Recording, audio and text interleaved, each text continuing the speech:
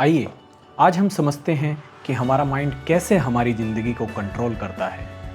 हमारे मस्तिष्क के दो हिस्से होते हैं और दोनों अलग अलग तरीके से काम करते हैं और दोनों की अपनी खासियत है।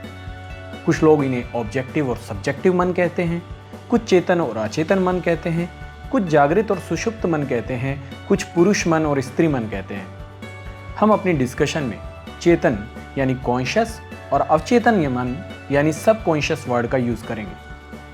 इमेजिन करें कि आपका सबकॉन्शियस माइंड एक उपजाऊ मिट्टी है और आपका कॉन्शियस माइंड एक बीज है।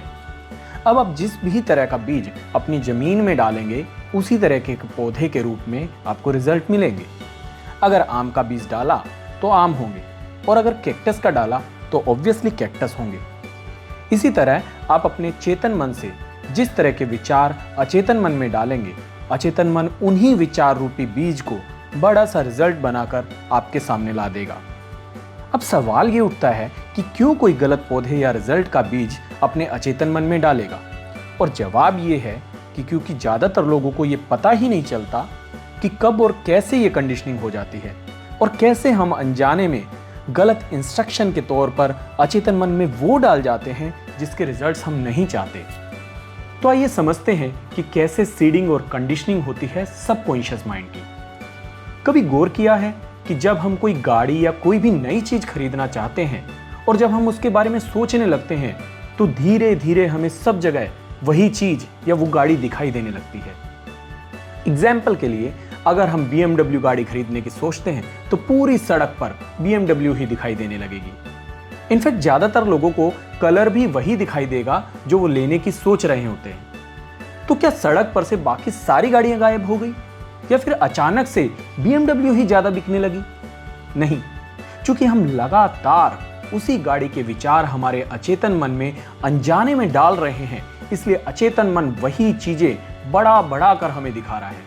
अगर आपने कभी साइकिल चलाई हो तो शुरू शुरू में आपका सारा ध्यान सभी विचार साइकिल चलाने की तरफ लगाने पड़ते हैं, वरना आप कभी भी गिर जाते हैं। और जब बार बार आप ये प्रैक्टिस करते हैं और अपने माइंड को साइकिल चलाने के इंस्ट्रक्शंस देते हैं तो कुछ ही दिन में ऐसा हो जाता है कि साइकिल खुद ब खुद आपके ज्यादा ध्यान दिए भी चलने लगती है। इनफैक्ट कुछ धुरंधर तो दोनों हाथ छोड़कर भी चलाने लगते हैं।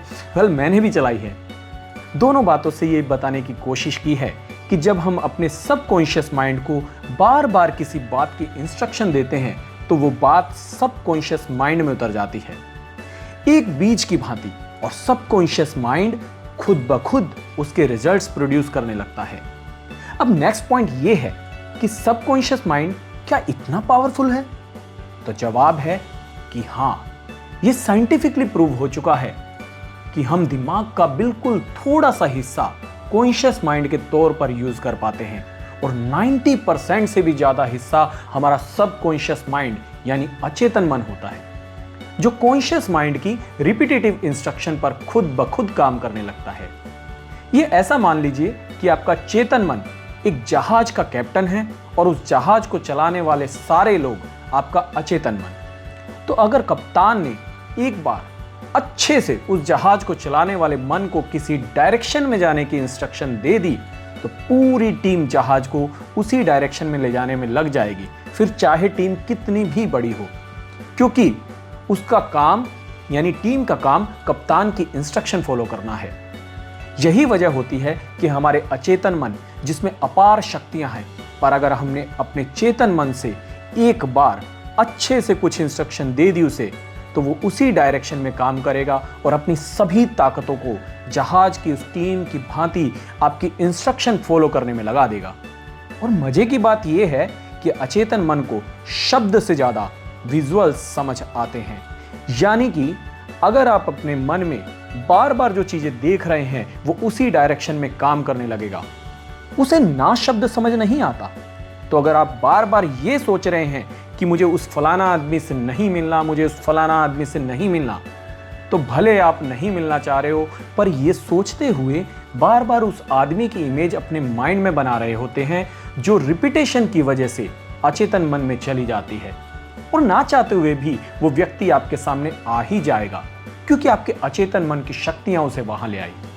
तो नेक्स्ट टाइम आप ये ख्याल रखिएगा कि आप लगातार अपने मन में क्या देख रहे हैं, क्योंकि आपका अचेतन मन वही चीज आपके जीवन में बढ़ाएगा। आज के लिए इतना ही। मेरा नाम मनोज अग्रवाल। चैनल को जरूर सब्सक्राइब कर लीजिएगा। Thank you.